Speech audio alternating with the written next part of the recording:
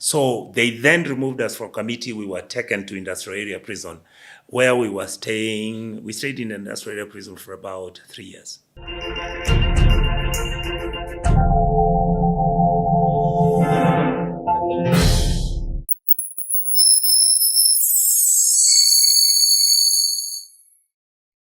Hi, welcome to Fanya Mambo Africa. Always excited to have conversations on this space. And today, again, it's exciting because I have one of the most vocal, most resilient, someone who cares about the people, speaks about the people, shares concerns about the people, debates in the Senate about the people because he was elected by the people to speak for the people. Senator.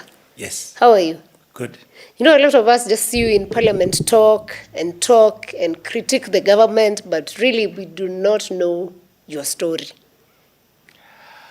So of course we know you're the senator of Kisii County. Okay. But we would like to get a bit of your background information. Where were you born? How was your childhood? And stuff around that. Oh my God, I didn't know you were going to start it there. Good. I'm born in Kisii. Very interestingly, because I was born the time when my father was very young and my mother was also young. At that time, they had just left school. But my father was a bit clever, bright, they tell me. And he was amongst the kids who were picked over the Mboya flights to the US. Oh, the story we read? Yes. My Wow. father was amongst those students. So he then... but he didn't fly from here. Because there were 3 groups. He was in the group that took a ship from Mombasa and all the way went up to Puerto Rico. Puerto Rico was a colony of the US at one time. Yes. And the University of Puerto Rico was where they would first bring Africans, because the Latin Americans mix between black people, Latinese, and all that. So my father went. By the time he actually left, my mother was expecting me.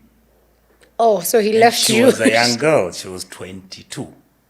So she left me, my mom, and him. And me and my mom remained behind. My father then went to the US. And then now you can extrapolate that to 1960, about 7 or 8. He had finished his PhD. He was a young boy. He was 26. And by the time he was finished, those days, of course, he left University of Puerto Rico, then went to Harvard, then left Harvard, went to University of Syracuse, which was in New York, finished his PhD, and took a plane back. Did he, by any chance, meet Obama Sr.? Yes, they knew each other. In fact, Obama was working in my father's ministry. When my father came back, Mzee Kenyatta then gave him a job immediately as the Minister for Economic Planning and Development. You may not have this history again. That's why I say, please, let's not get rid of all old people. 1969 was when Tom Mboya was killed. Yes. Tom Mboya was the Minister for Economic Planning. Yes. When Mboya died, my father was an economist. So he was then picked by Kenyatta. Oh, so he replaced Tom Mboya. He replaced Tom Mboya. And in fact, at that time, my father had come, he went to Kisii, he ran for elections, he won at 27, came to the National Assembly at 28, then he started his stuff. And then, I'm really trying to cut the story. Then I'm there, I joined my dad as I'm growing up, and I have brothers and sisters, family members. Then we move on. Finally, the only most incredible thing that happened to me, and this is what I think most people don't understand, because I hear this argument about, of course, child of the dynasty, your father was a minister in Kenyatta's regime, therefore you guys should be, no. Rich kids. Rich kids, no. I grew up with my mom from the age of 1 until when I was 15. That means I was in Form 2. Oh, when your father came back, you're not part of... I was in Form 2 now. Okay. So my father, of course, started taking care of me, but by that time, my mother had moved on. She waited for him for 10 years and he didn't show. So I was with my mom. She was a single mother. as she's trying to work. She worked in a bank, very young, clever girl. Then at that time, then my mother got married to somebody else. So when my father came, I had two families. My father also then, of course, married. So I have stepbrothers on my mother's side, and I have stepbrothers and sisters on my father's side. So are you the only I'm the only child child of they the share, two? yes. Oh. Then during the period of 0 to 15, I saw it. I saw how I would sit in the house with my mother and she would tell me, I don't even know what you people are going to eat. I mean, by that time I was alone, but I would have relatives staying with us. I saw her begin to pay my face. At that time, when she got married, I then, of course, had a stepfather who was an incredible, really wonderful man. He treated me like his son. He didn't have issues. He was educated. He is, in fact, who gave me the foundation and the capacity I have, because he kept on telling me to study history, geography. He was always pushing me. I was extremely good in reading and writing. He taught me Swahili. My Swahili is purely from my stepfather and other teachers who are, because I used to live in a teacher's compound. Then I went to school, finished high school in Kisii High School. Then I now went to Form 4. I passed from Kisii High School. I then went to St. Mary's Yala. Where? Yes, that is the first time I ever experienced the Luo community, their dreams, their desires, their hopes. I began to understand Kenya now from that perspective. Finished my 2 years in St. Mary's. And again, St. Mary's Yala was an incredible school. I hope one day I'm trying to build a school now. I hope one day I'll do what they did. We went to St. Mary's Yala. The first time you are in the school, you are allocated a classmate who you go to his home and you don't know. Oh, Yes. like an exchange. Yes. So I Interesting. lived with the Luo community. The guy was called Okoth, who ended up being a teacher. I lived with Okoth's family for 3 terms. Interesting. You live, imagine I'm a child of a minister. I'm dropped in school with GK cars. But I then leave school with a gentleman who I don't know. We are forced to become friends. The only thing we shared, we were Catholics. So we go to church with Okoth. And Okoth then, when we close school, I go to his home. And we go to a home where there is nothing. Nothing. There are no mattresses, there are no beds, and then after I arrived, of course, now these guys were hearing, and the Catholic priests would receive us. So then I was introduced to Okoth's uncle, who then had a bed. So he had to vacate his bed for me to sleep because I was a child of a minister. And Okoth's home was there, but we had mats and beddings which we would use. Really, really, really humble background. I then got malaria, then struggled with it until I went back to school for 6 months. Finally, I've never had malaria for 35 years. Hey, what was the... Because my body, because the malaria was so bad, my body worked and then built a natural immunity. Wow. I have never had malaria for that long. Then I come to University of Nairobi. What do you find? Mishere Mugo, Ngugi wa Thiong'o, Professor This is Kahabi. which year now? You talk about 1980. Wow. Yes. Then you find the most incredible human beings I've met in my life. They take through their books. I went through Karl Marx. I went through the Emancipation of Africa. I read a guy called Frantz Fanon. I went through this whole, as a student. Then the school now starts to, the university begins to now shape my mind. 1982, coup Coup d'etat. happens. Before coup happens, what is it you're studying? I was studying finance and marketing, finance and, in the university, they always used to give us one major and then Yes. you do other small ones. Yeah. So I did finance and foreign relations, I did finance and marketing, did finance and accounting. And finally, I settled into finance and economics. Interesting. I actually would have guessed maybe political science. No. Then I hit 1982. I'm in the University of Nairobi, first year, military coup comes, Raila is there, Kina Uchuka and everything, and I'm part of the team that is saying, Moi must go. As a young person at Yes. that point. Yes, go and check, the records are there. So I get arrested, I'm a son of a minister.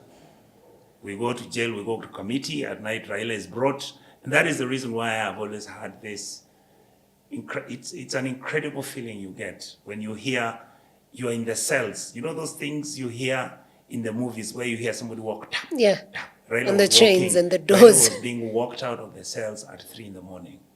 And we were told he's going to be hanged. What? Yes. So we go, we are put in the cells, we stay there, then we're removed from the cells, we are brought to GSU training school to be interrogated. We were interrogated for 4 months, writing statements and everything. We finish. Every time we are being told we are being charged for treason, everything. Immediately, many of our colleagues who are Gen Zs, that's why I keep telling Gen Zs, please don't dismiss many of us. The Gen Zs then, at that time, formed into groups. We are about 126 university students who had been arrested. Were you worried that you could, I mean, when you hear Raila being walked out for execution, Yes. were you worried that you could face execution? And I think you've pulled away from very far from the mic. We knew we were next. We had reached a stage we agreed, we accepted our fate. We didn't care. Then how did that go? Then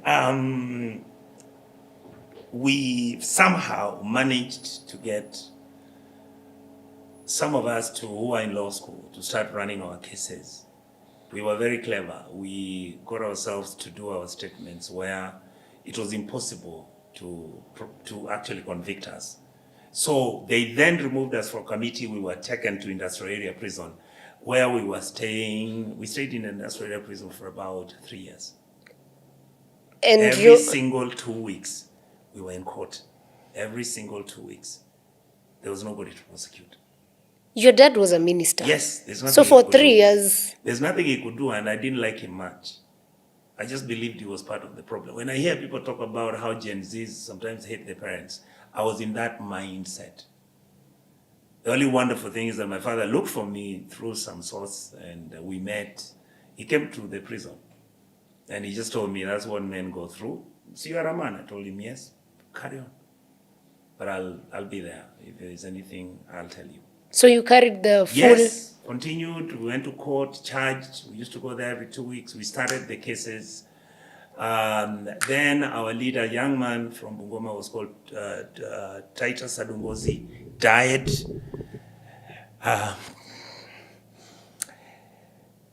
A friend of mine who was... sorry. A very young man, he was from central Kenya. He was also killed after 2 days. He was given a drink, and we think he was poisoned. And then we now changed again and started looking for staff, started recruiting the prison warders, and we persuaded them to make sure they got our food and all that. And then after about 2.5 years, somehow we went to court, and we met. There's a man called Chunga. Bernard Chunga. He then came and said he has filed a nolle prosequi, and we were released. And we didn't know. We had nobody. Me, I didn't have relatives who were around. My father, I think, was out of the country. My mother was in Kisii. I mean, I was released, and I was in the halls of High Court. Alone? Yes, I didn't have a single penny. All of us were released alone. So I then, of course, my dad lived in Lavington, so I walked home. And then there was no mobile. So my brother, my sisters called the number he had left them and said, Richard has been released, he's here.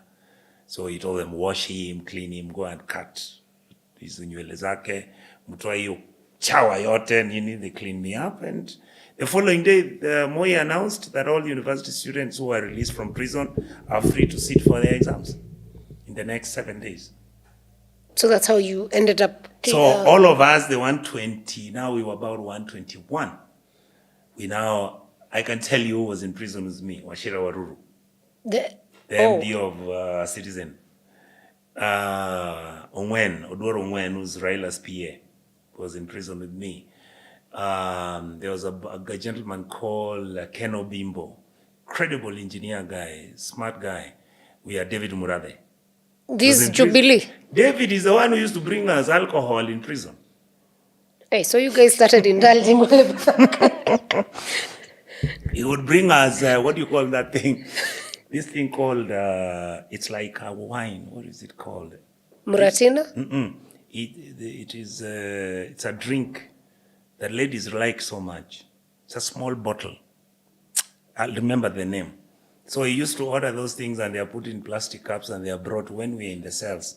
So he brings and people will drink. So we go back because people are breaking down.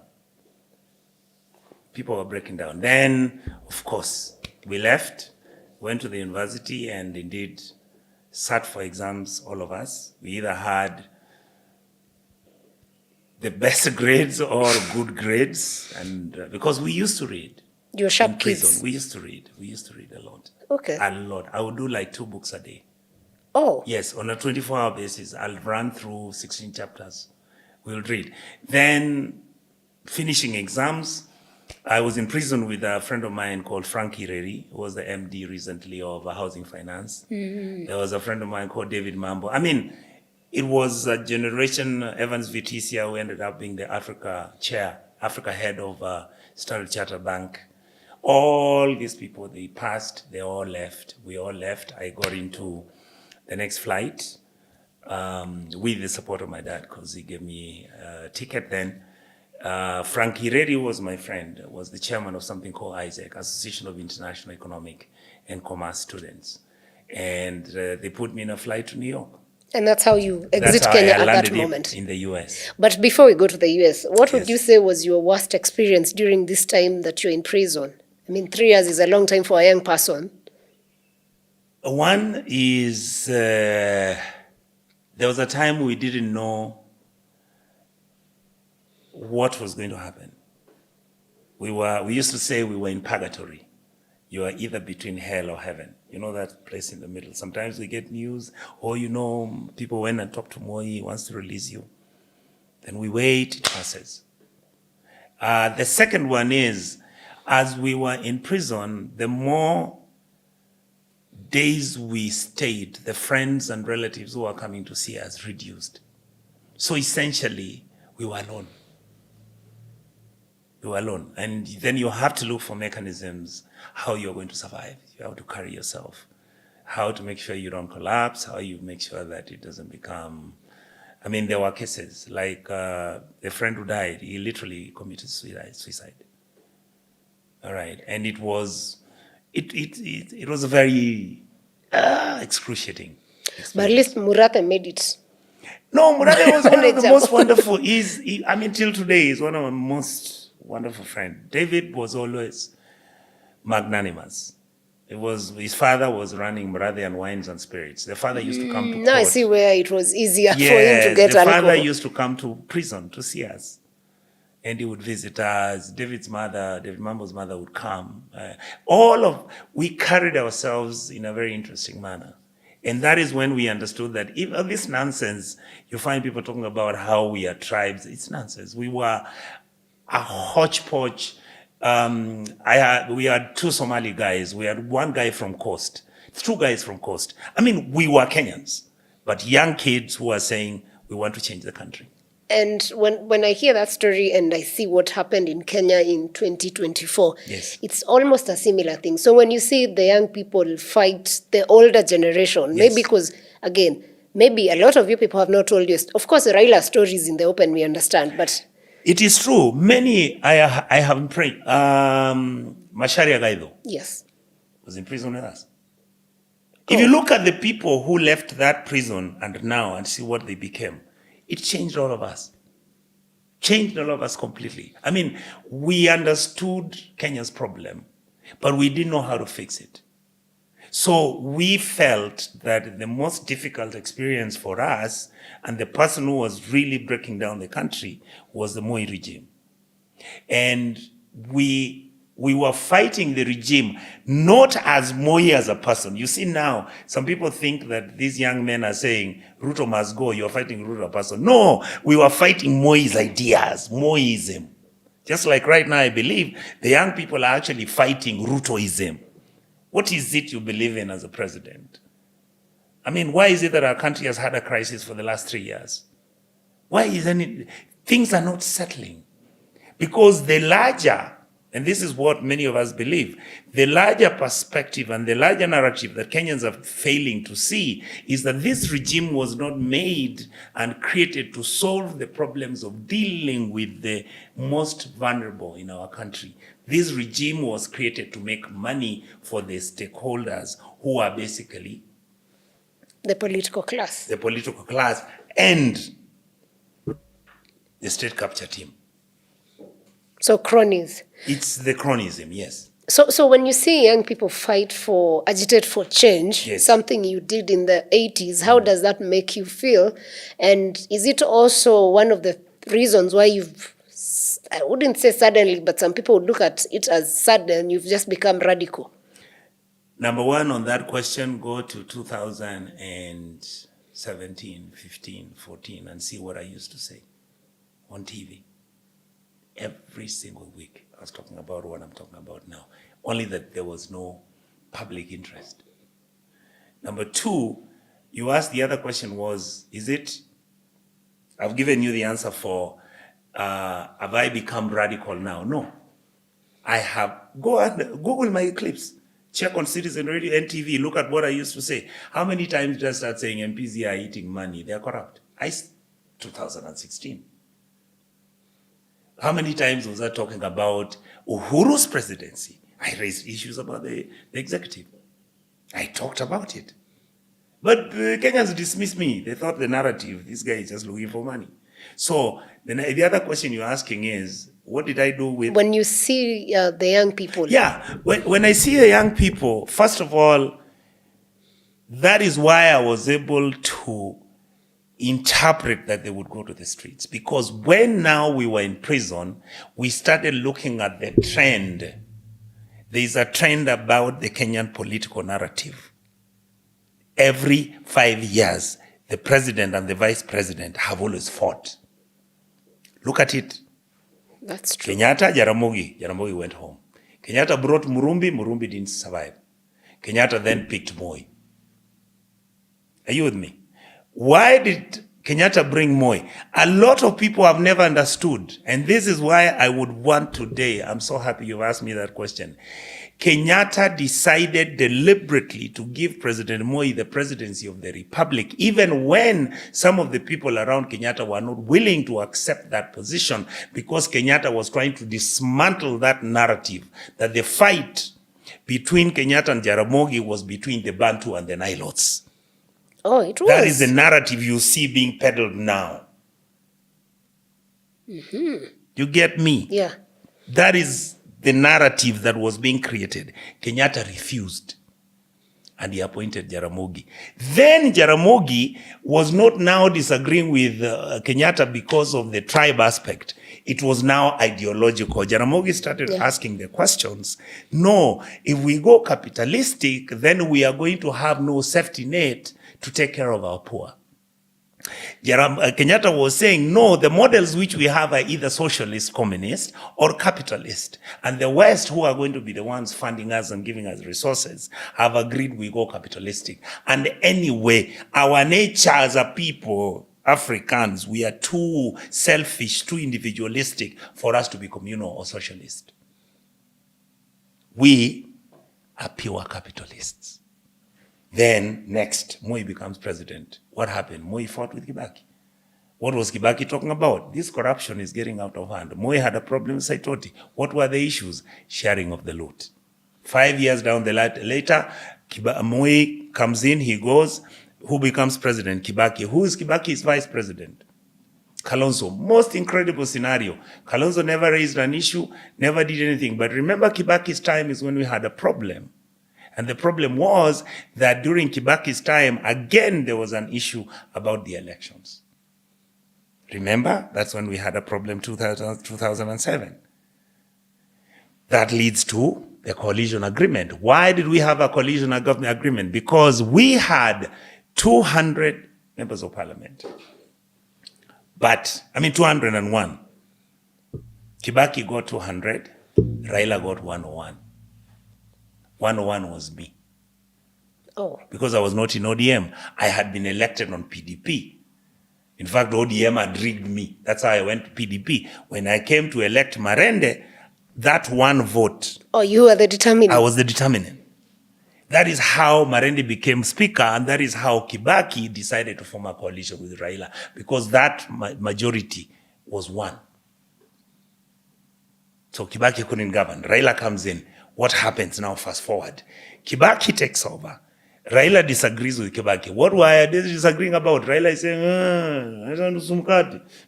you remember those issues? Yeah. We are not dealing with the issues about our country's dysfunctionality as a principle. We are dealing with the people. We now started looking at Raila. Can we demonize him as much as we can? Can we demonize Kibaki with the Kikuyu community? Who do we demonize also? As a result, now that movement comes in until now, what happens? ICC comes. What created the ICC? It was the Kibaki elections. So William and Uhuru turned this thing beautifully and say, we are being lynched because we are fighting for our communities. Let us go to ICC. Whatever they come back. In the process, we've messed up chapter 6. Now you can actually run for office even if you are being charged of high crimes and misdemeanors. So Uhuru goes, William goes, they come back. What was the promise? When Uhuru has done his 10 years, we'll hand over to you. Again, 5 years, William is cantankerous, making noise, he's fighting with his boss. What happens? Uhuru leaves, William comes in. Did it take 5 years before Gachagua and William started fighting? 2, was it even and a half? 2. Thank you. So my argument is this. Listen to that narrative. Aren't we supposed to do something about it to correct that error? Yeah. To change that narrative. That is the narrative we are dealing now. It is again being prepared for us to now begin again going tribal, and yet the facts affecting our country are non-tribal. They are basically functional. And I hope we are able to sort the dysfunctionalness of this country and make it functional. Thank you. Back to your story. I hope I've given you my story. You've given. Yes. Then you go to the US. We are back to the US. I go to the US, I'm washing dishes, I'm cleaning up restaurants. I worked in a nuclear plant. I then begin working in media. That's how you notice I'm able to manage myself. I then started working in one of the universities. There's a radio station, North Carolina State. I went to Duke. I then finished my master's degree. I then received information my father is unwell and I'm needed. I pack my bag, pick everything, Back and land home. in Nairobi. I come and find my father is unwell. About 6 months later, he passes on. So during the time he's unwell, I then begin his campaigns in Kisii. That was 2002. I'm the one who campaigned for my dad. I looked at the strategies. I was handling the money, everything. I was the one who had arranged the campaign teams, where they're going to be, how they're going to be. And he won, but he was unwell. So he died in office. All right. Then now the by-election comes and... By default. Yeah, by default. You're the one who's campaigning. I'm the one who's campaigning. But in Kisii culture, I had to let it go. Oh. Kisii culture advises you traditionally that once your father has been in office and he dies in office, you don't take over immediately. You let it pass. So I ran, but I was being told that's just rehearsal. So I let the former MP who was there, who was not the MP who ran against my dad for over 30 years, Honorable Jimmy Angwenyi, he won. And I think it was the best decision I've ever taken. Because if I had come in again, at that time, my father had been in power for 29 years. It's a long time. Yeah. The people were a bit tired with him. The criticism were about, it's not about whether he's good or not. He's been there for too long. We're tired of this We're face. tired of him. We love him. But, so I then had to do ABCD. Finally, I get elected. The following election now. Yes. And that's how you venture into politics. That's why I venture into politics. Then I continue with the constituency. Then the constituency is broken into, I continue being in Kitutu Church South, and the other guys are in Kitutu Church North. Then I continue like that. I finish my terms, and I felt I had now done enough as an MP. Yes, I had outgrown the job. I was reasonably doing well. My CDF, I think I was number 1 or 2 in Kenya severally. I am happy with you've never seen anybody say I was a thug, I was a crook, I was pilfering their money. I did schools. I did what I could do under the circumstances, and I'm very, very, very happy with that record, because that is how come the people of Kisii, not even Kisii, the people of Kitutu used to elect me, have really, really carried me as their own baby. And here you came now in finally as a senator. Yes. And you've served, this is your first time as a senator. Yes, the Senate shocked me. Why? The Senate is where you see how the money is being eaten, because we are doing oversight. Yeah. And I'm in the CPAC committee. And you see where a governor pays a legal fund, 900 million for one case. And nobody checks it out, nobody arrests him, nobody asks questions. The committee makes a recommendation that the EACC should go and investigate, and the DCI, but it ends there. So would you say that the Senate has also suffered corruption, state capture? I've said that before. Why would they remove me from my committee in CPAC at the Senate? Because I was asking those questions about governors of ODM and governors of other parties, but I was more interested in ODM because of the party I belong. And when I was asking these questions, it looks like some people were not very happy, because they are part and parcel of the issue of how Madilzina. There are other senators who are rent collectors, others are clinical officers who are doing whatever, others are the ones managing the funds for whatever you want to bring in, whether it's a bill and everything. That is the rottenness that you have in that Senate. So generally speaking, do you think... And the National Assembly. Do you think we need the Senate in this country? It was a good idea. The Senate is required, yes, because look at what happened after Gen Zs. It was the Senate that remained behind. The rest ran away. The only problem that you have, again, deliberately, the Senate has been made dysfunctional. All right, you know, we are told to oversight funds, but we cannot budget those funds. Those funds have been taken to the National Assembly. Why? Because the drafters of the Constitution, I believe the big boys we have today, some running as governor, some are party leaders, made sure that the money is sought out at the National Assembly, because they were feeling that with time, many of them might end up being in the National Assembly and not these bigger positions. So the Senate has been neutered. There are certain things we can't do. Why? Because we don't have the mandate. Right? Like, how can you budget for me, but I do oversight for the budgeting you have done, and yet I don't participate, and yet my job is protect the county governments. That's a gap. Yes, because if I'm supposed to be budgeting and giving money to the county governments, I start when, like now, we are doing what is called the BPS, the budget policy statements, to say, this is what the counties want, this is how they want it. But even the money that goes to the counties, and obviously it has become, again, it's a ruse, it's another useless thing. The reason why we can't even fight for any more money is because the governors are stealing so much of it. MPs are saying from the National Assembly, we can't give Senate any more money. Like now, I think they're giving 405 billion because Senate governors are stealing all the money anyway. Why should we give them money? They forget that they're also stealing the same money. Do you want to go back to the Senate 2027? I don't mind. I can run any position in this country now. I'm comfortable. I've done my homework well. I know the issues well. I see where the gaps are.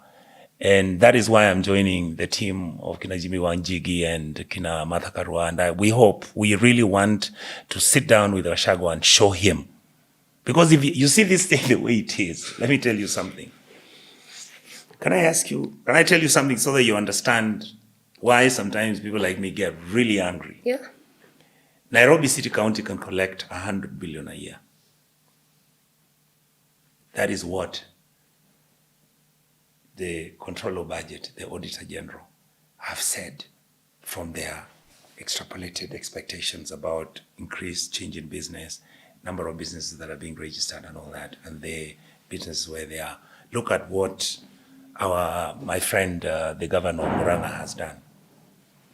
Okay? Yeah. 2 years ago, his revenue collection was 200 million. He brought in a system, he brought experts, he used Kinamunga, he has brought in the chairman of Equity Bank, he has brought in the people who know. Guess what? Murang'a's revenue collection has hit 1.2 billion in 1 year. Yep. How did that happen? It's not a miracle. You must have a leadership that is deliberate, that is willing to collect the money. What does he do? He has taken GPS technology, mapped out Muranga, marked out the urban areas, knows the building of the urban areas. So a clerk who's collecting revenue is just given the list. Go to this street from street 3 to 14. Tell us whether there are businesses running there and let this guy to register themselves online and tell them to pay their taxes, which is 10,000 a year. That's what he did. Just make systems work. Tell me, why is Nairobi systems not working?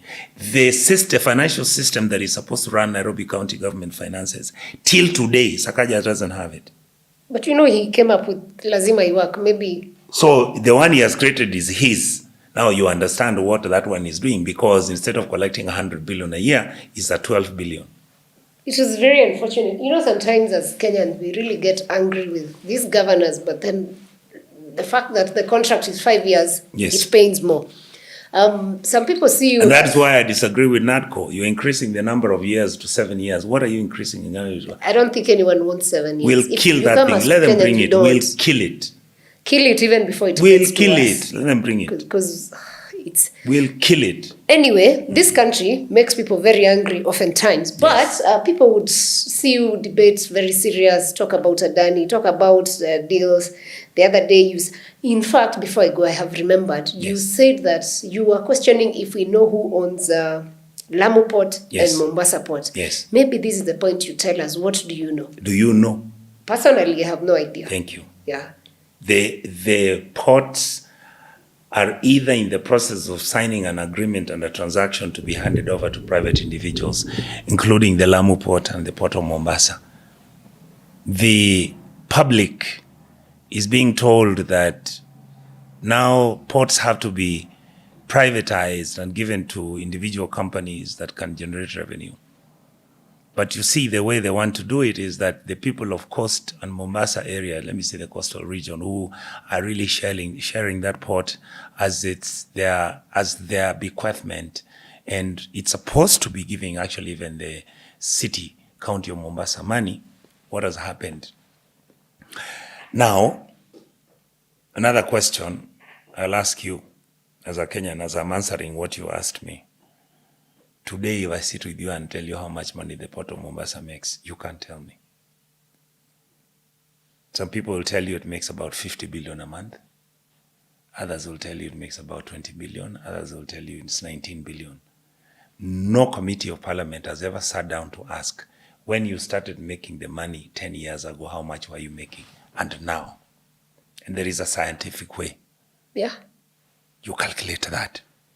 Actually, an actuarial scientist will get, that's what Babu Wino will do for you for free. Never touch it.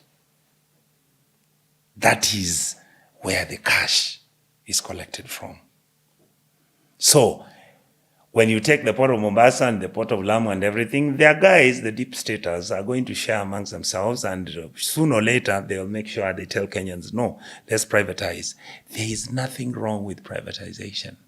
What is wrong is the way you do it. But sometimes I feel then make it work instead of making it private. Absolutely. Deliberately, they don't want to make it work because they are sharing the money. They're sharing the money. So with this information, you in the Senate, Yes. us as the citizens, Yes. from where you sit, Yes. what should we do with the information? No, we have. You see, that is the contradiction and the irony of democracy. If you get a good leader to come in and take over power after Ruto, we can actually put rules down. We can create standing orders. We can change the constitution so that if there is a matter of national importance, for example, everything else can be stopped and this matter is discussed to its logical conclusion. The system that we have right now, and I don't want to use some cases I've seen lately, is a system designed and in such a manner that even if we caught you stealing, even if we found you have stolen 1 billion shillings, most probably the fine will do because the books. The fine does. We are seeing it. We've seen it with Waititu's yes, case. The fine is 60 million shillings. And yet how much money is it claimed you got? It's 1 billion. My case is Waititu is an escape route. Waititu, in fact, to me, is not an issue. That is what Waititu has done is what every governor does. So you are taking Naini Waititu now trying to show everyone, saying, Waititu is corrupt, oh, he's facing the music. But that's what every governor does. There's nothing unique that, I mean, how many times have we spoken how you have on Kilimani area? How many, my phone, guys from Mandera, from Isiolo, from wherever, guys from Bungoma, they tell me that building which is there is owned by, I work there as an askari. But there's nobody to hold anybody to account. So what I'm saying is this. First, you people who are going to go for these coming elections, please, let us elect people of integrity, people who can keep their word. And if he goes to that house and he votes once against that which you people have asked him to do, recall, because the clause exists. Yeah. Yes. And hopefully IBC will be existing. Absolutely. By then. Now, you're always too serious on matters governance, which is very important because that's what, in your state, what you should be doing. But on the larger African continent, who would you say is your best president or a leader that you admire? Current? Yeah. So which one? Kagame. Kagame. And Yes. why? You see, in 20 years, Kagame took a country, and I lived in Rwanda. I was there during the genocide because I was operating the duty-free shop at the airport in Kanombe, in Kigali. I had just, that time when I was campaigning with my dad and he had won, actually I moved to Rwanda because my friends that I went to university with called me and said, then as I went to Rwanda to look at opportunities, that's when the genocide had just gone down and UN was moving in. And my friend actually called me. The agenda was for me to go so that if things don't improve, I pick him from the border in a place called Gisenyi so that I bring him to Nairobi. When I went, the guy told me, by the way, no, it looks like things are improving and I don't want to leave. I said, okay, can we take the risk? We get askaris with Land Cruiser. We went. I settled in Kigali. There's no running water. There's no electricity. There's no Kigali City Council. There were no police officers. There's no military. There were no schools.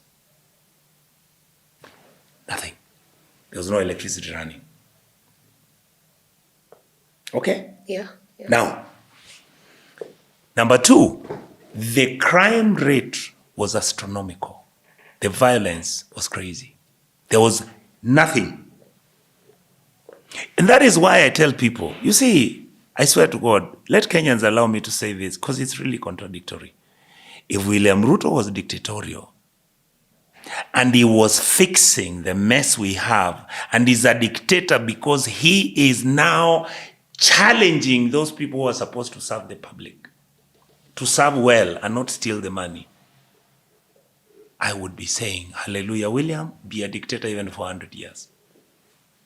Kagame came in. Guess what? Always picked the international best practice, which is affordable. What did he do? Came to Kenya. The people who started running and coordinating the education policy for the people of Rwanda were Kenyans. There were no hospitals. King Faisal Hospital, which is in Kigali, was being run. It was closed. He came, picked Kenyan doctors from here, set it up. Rwanda had no university. Give Kigali University in the next 10 years. You see what you're going to get. They're going to be employing, all companies in Kenya are going to be employing Rwandans. Every Rwandese was told, you join a public school, you work in government, you are a PS, I want your child to go to the school called Nyamakima Primary School, there where you live. Every 24th of the month, every Rwandese stops everything they do. They go to their neighborhood, clean up the place. And if you don't, Mzee wa Nyumba Kumi comes and tells you, you did not attend last week. If you don't attend next week again, you know what we'll do. We'll issue summons. So Rwanda stands out as your? Town is clean. Border riders are clean. They carry 2 helmets. You drive around in a matatu. Nobody makes noise. If it is music, if it's noise, you tell the driver, he turns it down. There's no makanga to collect the money. You give the driver, there's a place you put the money. Kids go and do exams. There's no parent who bothers to look for a leakage so that this child gets an A. Systems work. Systems work. The lights in Kigali work. Kagame went to a place called Lake Kivu. He picked the methane gas, which is there, converted into electricity and power. Rwanda is now running its own power. Have you had some people consider him as the Putin of Africa. If- Why that comparison in your The point opinion? I want to give is this. You see, Kenyans are busy, and many of the Rwandese friends I have are always telling me that the guy is a dictator. We don't have the freedom that we have. My argument is very simple. Rwanda is an exceptional case that needed somebody like Kagame to fix it, just like I believe Kenya is an exceptional case. The only difference in Kenya is that you don't infringe on our rights to criticize you. You don't abduct us so that you can kill us. But please allow you to talk to you about it and fix the damn mess. What people are talking about the guy being like Putin and being a dictator is that they never say how he has cleaned up the mess. And you have to go to Rwanda and see the mess he has created. I mean, he has cleaned out. Whereas for us, we want to be dictators and create the mess. Even double the mess. And double the mess. That's all I'm saying. All right. I mean, Rwanda's budget is not more than 58 billion Kenyan shillings. We are at 4 trillion. Do you know how many soldiers and troops Kagame has? 200,000. All of them impeccably dressed. Good uniforms, new equipment, new military houses. Every military school in Rwanda, you go there, you marvel. You marvel. It has nothing to do with this guy being a dictator. You needed somebody. Don't you see our police officers out there walking around with uniforms which are tattered, with shoes which are... Why is that? It is the money being stolen. It is not that we don't have the money. So don't you need somebody with some crazy brain to stop this stealing? Agreed. That's where I am. In West Africa, Yes. we've had nations where they've had coups, and these have been in Mali, Niger, I think Chad, Yes. Burkina Faso, and all this. Yes. But my concern is with the 3 nations who've decided this is how we are moving. Yes. They were sent out of ECOWAS and decided to create their own alliance of Sahel nations. Yes. What's your take on that? For me, and I quote Kagame, he said, it depends on what you do after you've taken over that military coup. I mean, 2 years down. If these guys take military coups and they're going to continue with the gluttony of pilfering their resources, I mean, I can tell you that for me, when I look at the young man from Burkina Faso, and you see what he has done, I mean, this guy, this young man, came into power. And in exactly a period of 3 months, the debt which Burkina Faso had, which had been created by the ruling elite before him, of 4.6 billion, he paid it in 1 day. Since then, what has he done? The largest item that Burkina Faso used to import, because most of those guys in Burkina Faso, their food is based on tomato. The largest item was not fuel oil. It was tomato paste. The amount of money that a country uses to buy, like in Somalia, their food is based on tomato. The lasagna, I mean the macaroni, the lasagna, and Yes. their food is based on. He introduced 3 to 4 companies. Burkina Faso can grow its own tomatoes, which used to go to waste. This guy is bringing up trucks, he's buying them, and they're collecting garbage and everything. He's setting up structures. I know the World Bank team from here, Kenyan, who's now managing, is setting up the PFM Act. The gentleman is saying, you hear me? Yes. Let us stop the nonsense. Today, you want to fly to Burkina Faso on government business. You are booked into a room, the hotel where you don't pay more than equivalent Kenya 3,000 shillings. Why do you want to live in a hotel where you're paying 45,000? Why? Just live in a decent room, which is given you housing and everything, because that's what the country can afford. Yeah. Those are the things which leadership must understand. So for me, Traore is that exception in Africa that has been missing since who? Since Sankara. What do you think of his idea of sending away the troops from France, the US, and all these? What are they doing on African continent other than collecting minerals and reserves and oil and getting Africans to get in corruption deals where we're impoverishing our people and they're taking everything? Calculate and see how many trillions, not of French francs, of dollars that France has collected from West Africa, from each of those countries. They collect the uranium, they take rare minerals, they pick the diamonds and the gold, and then they recruit us in the ruling class, and we become part of their carriers of those minerals to Dubai, and of course they give us those big cars, the G-Wams, and that's what we are doing. You see what Traore has done? He has built 42 hospitals, level 6, each one. In a period of 2 years. Brand new. In 2 years. So you see, between Traore and President William Ruto, who should I vote for? It's rather obvious. He's doing tarmac roads. I mean, you see what we are saying. The issue is not that we hate President Ruto. We just hate bad governance. Because for me, I see what it has done to our country. And if we do not stop it, you see these neighborhoods you have here which are pristine, nice lights, nice... young men will come here and sit down and hold their parties here, and they become militiamen, and they tell you, you can go to hell. What do you want to do? Something else that, of course, comes in line with that is how a country relates with other nations. Yes. By default. Yes. We have seen how our foreign affairs has become a big issue in the diplomatic space. The other day, Kalonzo said that blood gold is coming from Sudan to Kenya and being exported to the UAE and the likes as Kenyan gold. How is all this going to affect our foreign policy? Kenya is now known as a country that is basically doing a business, become a business enterprise. The highest bidder will take it. Previously, Kenya took some irreversible decisions on certain international matters. Why? Because we wanted to give an image, which was a true position, that we were a neutral country within the region. That is why we welcomed everybody. There were never business interests, even in South Sudan, when I was the Deputy Minister for Foreign Affairs and I was sent to go and do the referendum. We did not go to South Sudan to go and negotiate how we are going to start collecting timber to come and sell in Mombasa. That was not our responsibility. But you could go there as a private individual if that's what you felt you wanted to do. Our job was to make sure that South Sudan becomes independent and make sure we hold a referendum, make sure they hold elections so that it becomes a neighbor that is a free country. What are we doing now? We are trading with everybody. You hear people are growing maize in Congo, Brazil.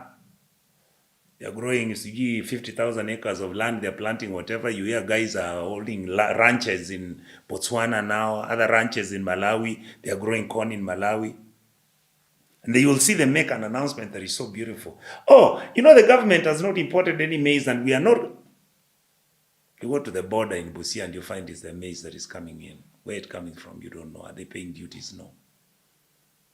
We are now doing houses where the presidency has turned the construction of these houses, which are called affordable, is basically based in the office of the president, and the trading is being done, which we have explained before. And the reality and the honesty is that we don't even know any facts about it, including the other day I saw somebody send me something. They brought in 50,000 metric tons of gypsum, duty-free. How do you know that that gypsum, once it comes, it may not go to affordable housing, it will go to... Affordable housing was not supposed to receive tax breaks on anything. How is this going to affect... Of course, diplomacy is long-term for most countries. So, what we did... What is my opinion about Raila? For me, Raila should have gotten that seat on merit. He has his own issues. I know people who have criticized me and said how stupid I think he may not do anything. I think there is something about Raila that I've constantly admired. His ability to stay on, his ability to keep on pushing. The last chapter of his life is baffling me. I am finding it a bit below par to the level which I was holding him. But that doesn't mean that I've lost complete trust and respect for him. I haven't. I understand circumstances could have changed. So, you go to Ethiopia, what do? I was trained in the Ministry of Foreign Affairs. Number one, when you go to Ethiopia, there's a way you dress. Yeah, you see the way I'm dressed. Even when it is really, really cheap. it looks official. The way you carry yourself, and you're going for those things, you carry yourself with dignity. What do we do? Yote yawezekana. Huh? People were screaming all over the place. Other countries who are delegates to that function were coming to vote. So you are telling them, if they don't vote for Raila, then they will most probably suffer the consequences of the noise, of the criticism, of the hate. And yet, that is something that could have been done by Raila himself with 2 of his officers. And you're done. So there was backlash. Number 2, the original story that comes out is that President Uhuru was actually supposed to be running for that seat.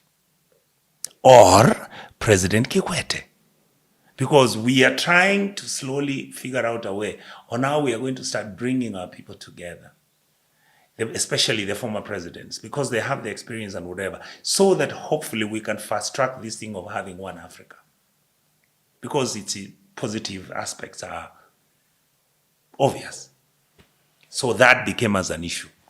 Then it is in the information we get, the president decided to take it personally.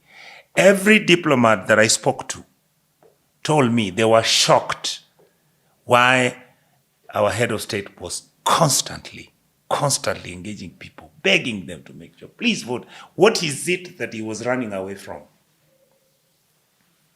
Some of them say they decided not to vote for Jacom, not for any particular reason. They were telling the president, go and fix your mess. You seem to be having a mess.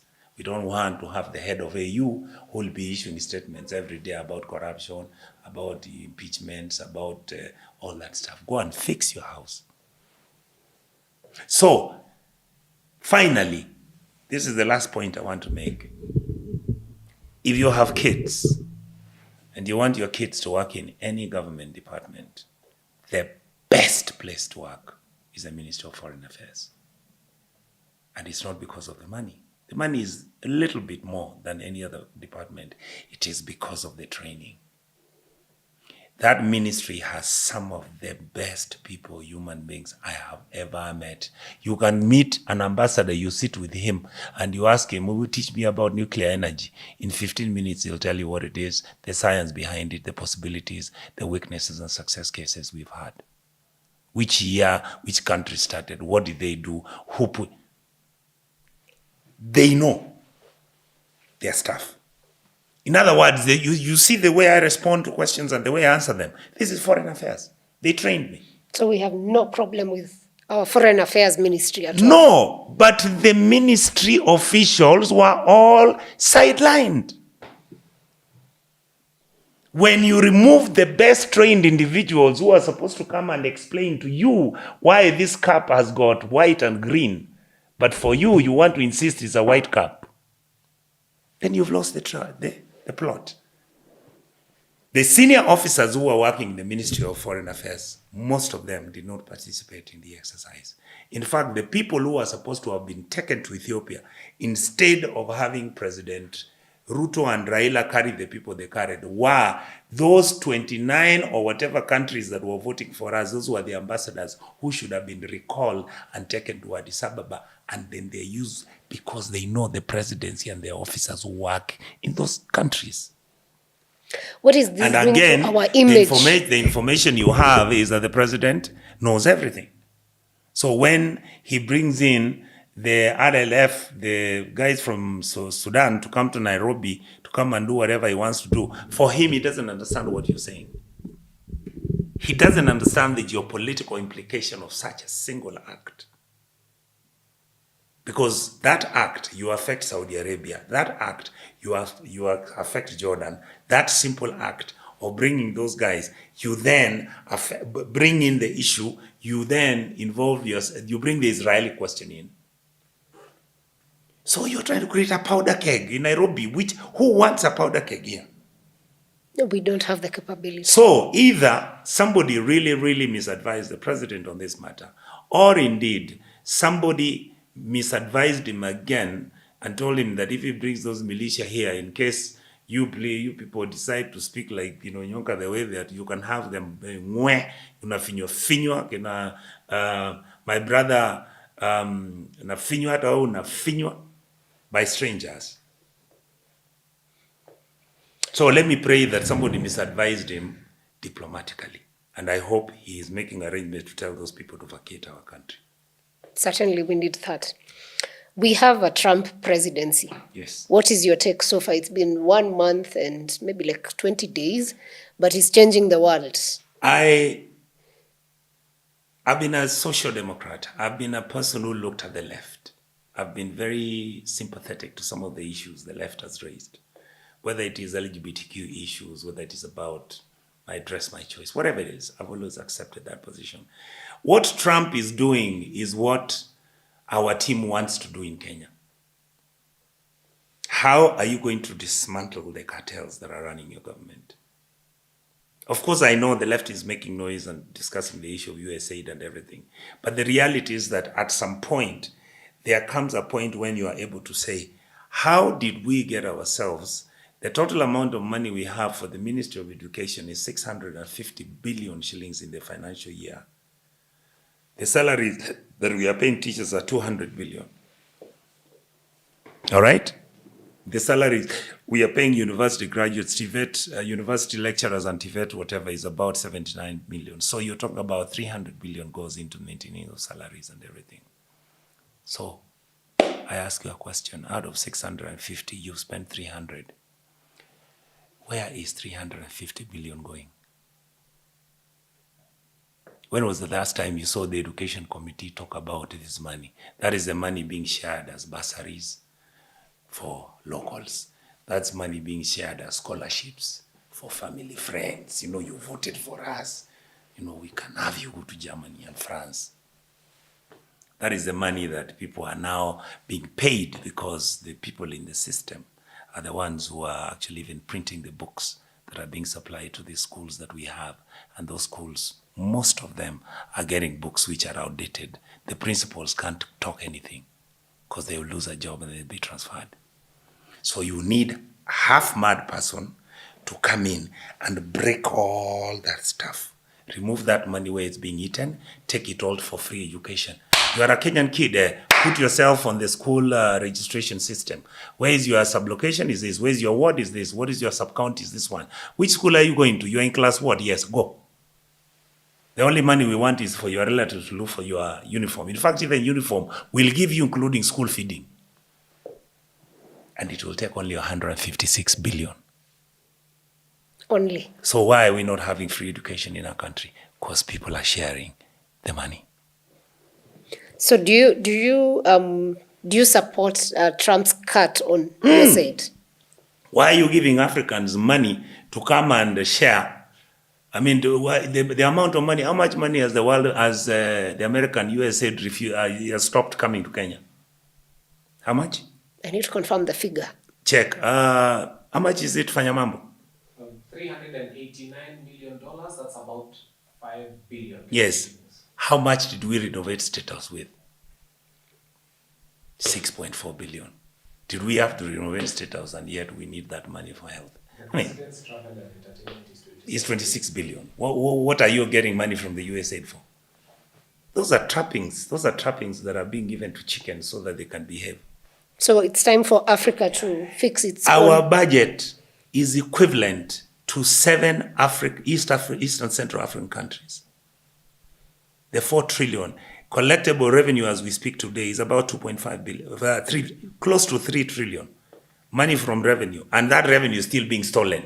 Guys are getting duty-free facilities. Guys are bringing the Muindis, those ones who own these chuma companies are bringing chumas from everywhere, duty-free. With all that nonsense, we are still collecting 3 trillion shillings. What are you spending 3 trillion on? Stealing. Thank you. We give money to our military. Do we give our military people the good equipment, the personnel, training facility? Are we creating institutions which are admirable? So that my son, who, for example, wants to do piloting, will say, my dream is to join Kenya Air Force. Are we? I have seen pilots Look who at the worked there police. want to Look at the exit. police. Look at what we are doing with our nurses and doctors. I mean, for me, it borders on insanity, if not stupidity, what we are doing. It is stupid, actually. Something else that has been key was we've had wars across the world, and Trump had sworn in when he gets in 24 hours. The war between Russia and Ukraine ends in 24 hours. Yes. Of course, maybe now is when the 24 hours are coming. Yes. What do you think about his meeting with Zelensky, how it went? My And do you belief is think he's going to end it? Zelensky did well for his country because he stood the ground. The reality about Russia and Ukraine is very simple. You have to look at the Russian experience from their history. That Russia had certain countries which were surrounding it. The purpose of those countries that they had kind of laid a wall around it, a security wall, that would not be able to access, any country or any adversary would access Moscow. Ukraine is a country which is of mixed Jewish, German, Russian, and other communities. It's a country that has built itself because of these structures, which they created one of the best education structures in around that. It's called the Baltics region. Their education was excellent. They have created some of the best military techniques in the world, including uses of drones, including changing and modifying aeroplanes and everything. Ukraine is one of the countries that has been supplying us fertilizer globally. How they did that, I don't even know. Ukraine is a country that is very good in farming because their land is very... So you have a scenario where you have this country which wants to stay with the West, which is Ukraine, because of the liberal democracy that the West offers, and Russia that is saying that you can't bring that nonsense from the West close to our borders because then our security is challenged. Now, my argument is you know what the end of that is going to be. My suggestion is Kenya has no business with Russia and Ukraine on that war. If they want to stop the war, they can do it. If they want to continue, let them continue. My fear is they might blow everybody in the world with nuclear arms. Do you think Trump is going to succeed in these peace talks? The reality you have is that right now Trump is very popular amongst the white Americans. He is very unpopular amongst the blacks and everything because some of the programs that he's canceling were actually beneficial to the black community. And the black community has been marginalized in the US. They've been discriminated against because of race. Some of the programs were basically to encourage black kids to go to university, and funding was available and all that. Trump believes that if you're black and you're good, you fight on your own. You don't need a social welfare system. I disagree with him on that. But again, that social welfare system has been abused severally. All right, so it's a very delicate thing he's trying to do. For me, whatever direction he takes the US, it's for them. We also need to learn from what he's doing because this country needs somebody who's going to do that. That's honestly what I believe. All right. Do you think the world, now this is just general, Yes. do you think we might end up in a World War III because of these factors that are happening? If you don't handle the Russian case well, you don't deal with this one, which is boiling out in Rwanda because of the geopolitical aspect of it. South Africa is there, Angola, Burundi is there, Rwanda is there, now Congo is there and all that. Because the European issue, and Western European and Russian, it might flow and come and affect the African continent. But for now, my conviction and belief is that I have seen several good leaders of the Western world caution both sides and trying to look for a solution that is going to be agreeable. I hope they'll find it. You hope so? Yeah. As we conclude, our African continent, of course, we have two wars. There's the Sudan and the Congo. Yes. But in particular, the Congo. Yes. Who do you think is responsible for this war and why? Who's responsible for the war in the Congo? Of course, the reality, which is, if you have a country that doesn't have the capacity to manage itself, that is a country that historically has depended on a Western power, and that is the French, whose agenda was purely to try and reorganize and recoordinate the very existence of the French nation. You know, France receives more revenue from outside itself than what it collects domestically. Yeah. To be very honest with you, how I would pray and wish that these were the issues that on the African continent we are talking about. And not just talking and coming with the resolutions and asking African leadership on what we can do to make sure that where there is ineptitude and incapacity, then Africans can help each other, because we have the technology now. We have Africans who are well educated. We have the capacity to read what is supposed to be utilized. But because of these vested interest, I mean, you notice every Mzungu comes here, including our chairman here, you see, will ask you, how can you people be in a place like this where the sun is on 24, if not 23 hours, and we don't use solar energy? What happened to the mindset?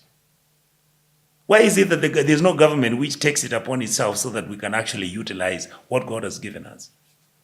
Why is it that you are an African country and you know that we are struggling with our environment, and you know Africa has really, really lost its forest cover for the last, I would say, 30 years. And what do we do in Kenya? We bring Chinese and they are cutting trees. And nobody asks. Governors are in need, the presidency is in need, Ministry of Forestry is in need. In fact, if you had a chance, they cut the whole of Karura, Ngong Forest can go down. Then you expect me to respect you. I can't. Then your value to me is not much. Then my respect for you becomes minimal. Because that what I expect you not to do, that are low-lying fruits, you are part of it. You are part of the problem. It's very sad. Thank you so much. Thank you so much. It's been such an insightful conversation, and I've had so much. But one more thing, maybe in very short words. Where do you see Africa and US relations, since Trump has already started, for the next 4 years?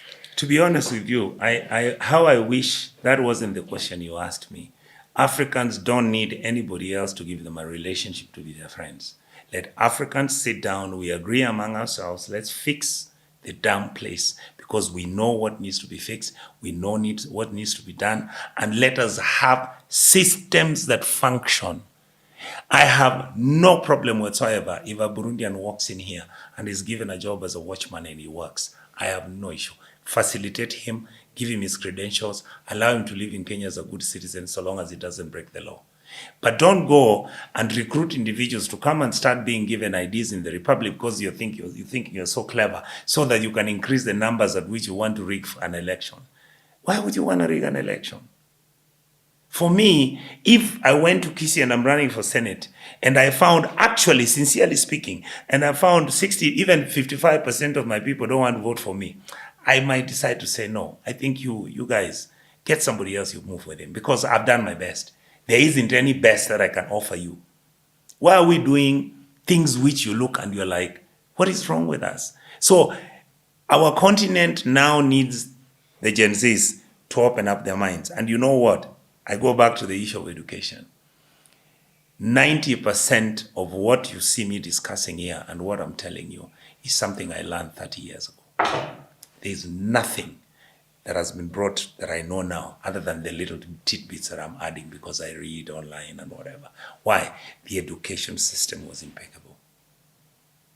I understood the issues. You are taught to understand them, how they will help you, and what you need to do with them. Right now, the education system we have, I don't know what it's all about, and I don't see what it's all about. So unless we begin to fix those very basic things, for example, what is wrong with Africa having an education program which is the same?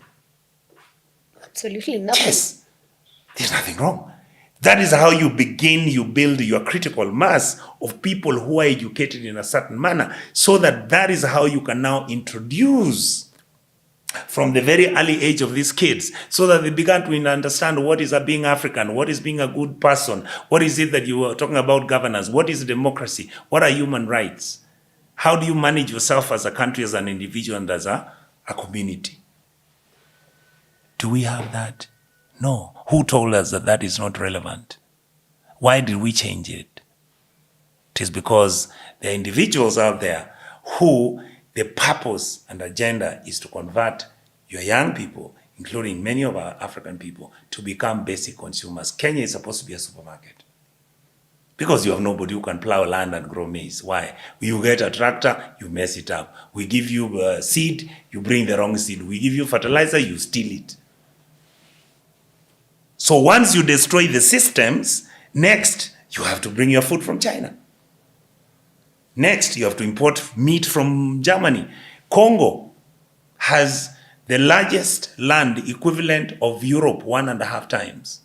If the government decided to just put 2 million cows in Congo, it will feed its people, only cows. But what happens? The Congolese import meat from France. They are drinking water. Last time I was there in Kinshasa, it's from France. The food that is eaten, whether it's butter, now it's when Brookside has just entered the market. The Congolese cannot keep milk, they can't keep whatever. And we are saying it's not that the Congolese are stupid, no. The system has designed to just make them consumers. Look at the landmass you have in Congo. How can you tell me that you cannot discuss with the people in Congo and go and give them a land tenure system where you give everybody even 20 acres of land and you give them mechanization, you bring agricultural officers, extension officers to tell people what to do so that they can grow food, which then you can even export. Some you can then use to value add, all those things we talk about. It is a deliberate system. They are consumers. Neocolonialism had made it that possible. Wow. Senator, thank you so much for speaking to us. It's been such an amazing day. And I believe our audience has also learned a lot from you. Of course, we will have him here again. I hope this time he won't take forever to show up, but he will be here. He's a good man. Thank you so much. You have heavily punished me. I accept my punishment. Hey. Next time, make the cane only 1. Don't make it 19. Now we are done. Now we're on the same page. We're not going to Thank punish you so anymore. much. Thank you so much for watching, and we'll catch you on the next episodes.